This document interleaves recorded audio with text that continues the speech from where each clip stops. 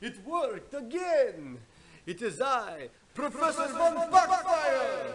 And I am here to take over Ignition! But this time, not just for the verse, but for everything! Well, actually, that is kind of true. Actually, Greg and Wilson are away on vacation, so they asked me to do it, you know, so I hope I do a good job and kind of put it all together, but it doesn't, you know, we'll see what happens. So I am here to tell you and to teach you about the point for the week.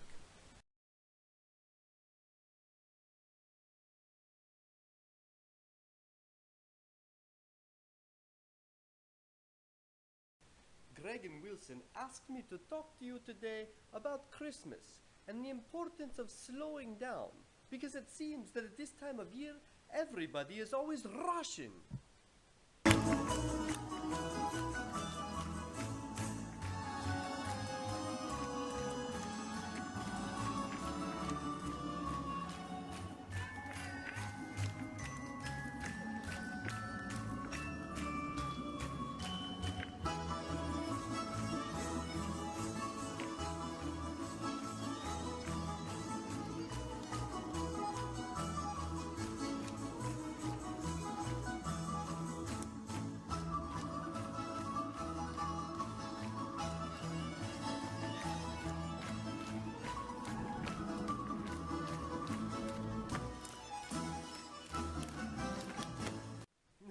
Did you see what I did there?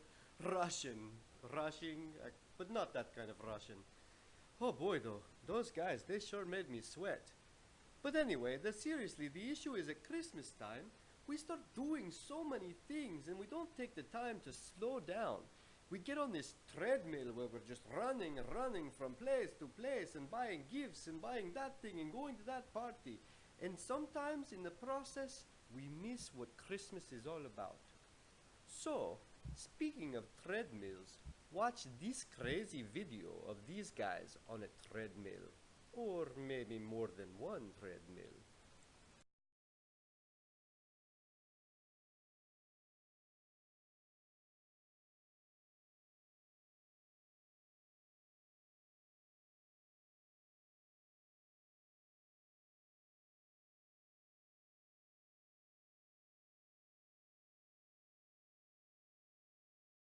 Oh boy, that was some crazy running. It got me tired and worn out. Whew. Well, a lot of times, just like these guys going on the treadmill that keeps going and going, we do the same thing at Christmas time. And in the process, we sort of miss the fact that God is in control.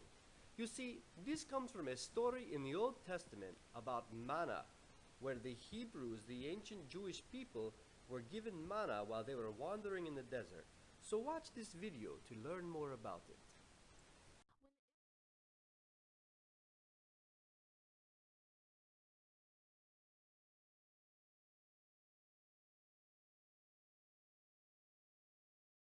Oh, how terribly embarrassing.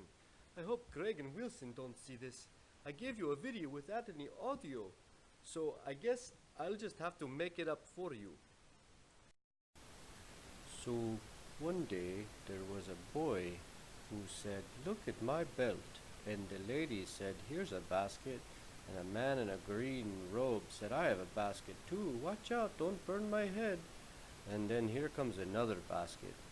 "We have lots of baskets. Look at my eye. Let's look through my eye and my binoculars at the baskets." "Oh, I like the way those baskets look," said the man, and everybody ripped up paper and threw it everywhere. "Hello, look at this paper, look at this paper. I have paper too. Oh, paper. It's like it was a parade.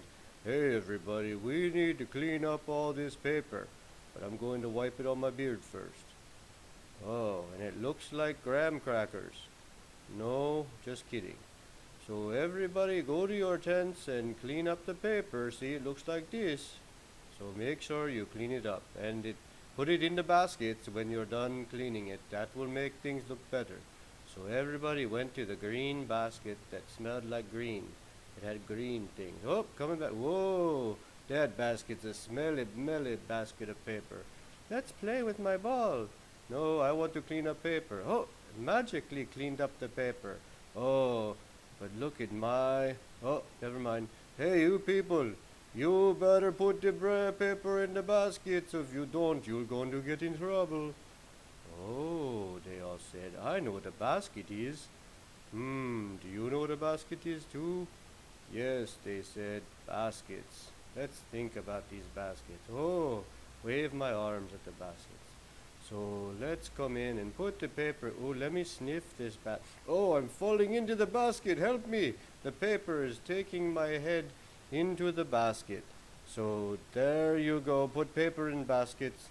And everybody did it. And that is the story today. Don't forget to put paper in baskets.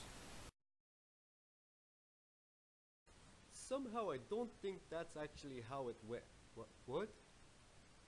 Oh, okay. It looks like we have the actual video here ready for you. So once again, learn about how God provided manna for the Israelites in the desert. When the Israelites had been traveling in the desert for several weeks, the food they had brought with them from Egypt was almost gone. There were no grocery stores in the desert.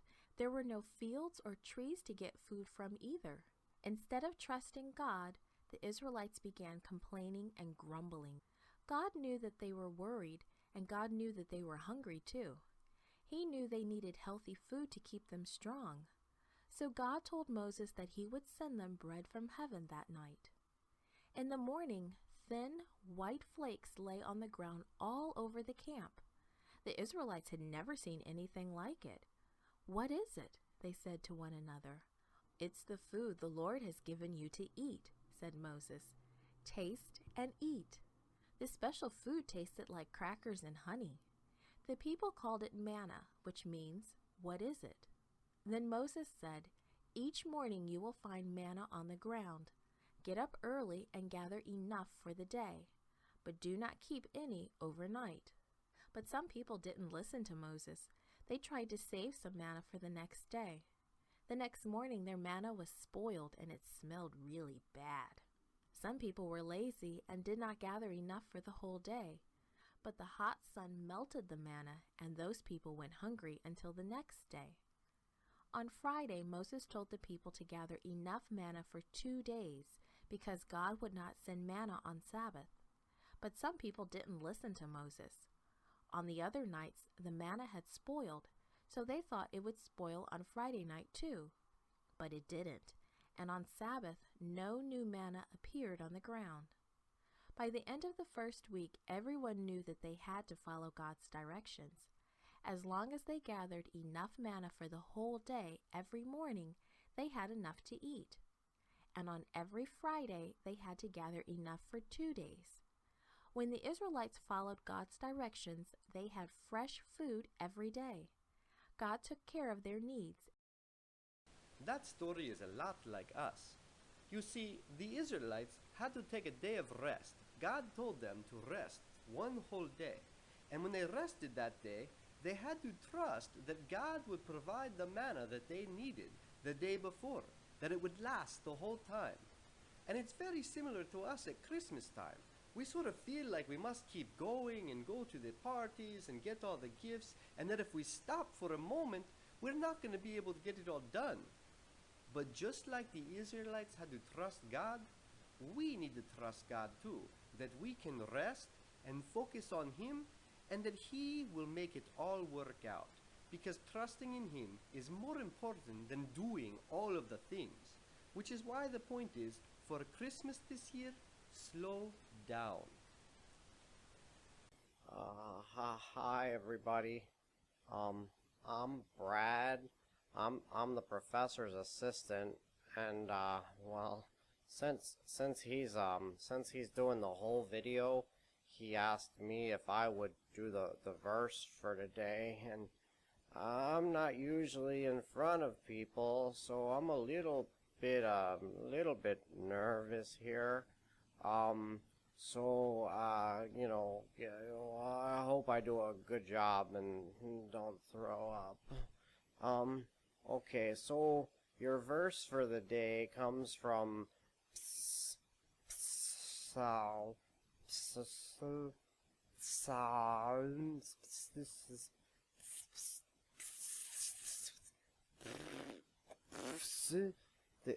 There's a lot of consonants like all shoved together there.